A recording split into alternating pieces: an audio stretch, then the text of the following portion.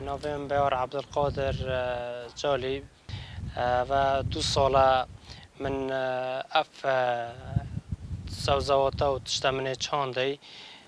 دی من وقتی خدا صافت خانی اف بوریا و تشت زیده بین من هر راست فکرک بو من هات کل بانه قاطع سه و تشته بچینم حوجه بازار نبم نظام تشته بازار کل چطور تاتیا چاندن آوا پیسا پاقجا ابن لایلونا اول دست کرد سروشتیا طاماوه خوشتره و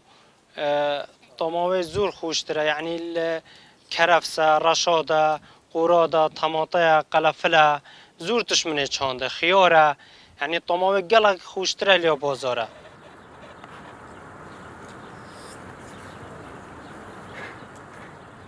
برادرت من زوره گوتیه یعنی هواش حس کرد دکنش گوتمش ده تشتی هوچینی بانید خوب حوش که من و گشو هوای دینارتش زور خوش یعنی گنجا و همه تشتی که بیتا چاندن خودگیری زور تازه چید بیتن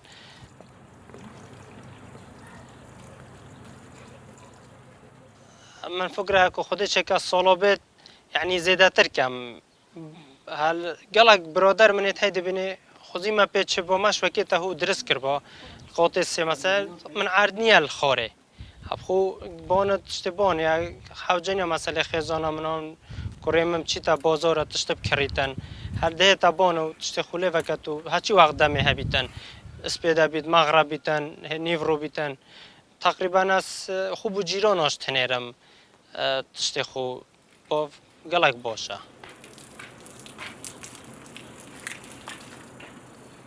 جار هاش میوان بو مروفت هت صدفه یعنی مروف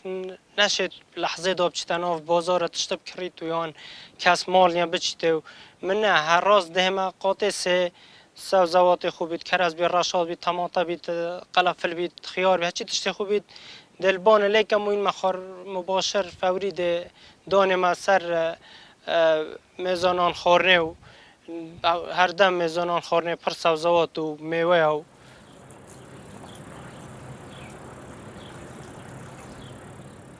اف برای من بان چاند من خزانه من هاکاریا من کری هرچی من وید مالا من دو سبانیا های محتاجی بازار نیم من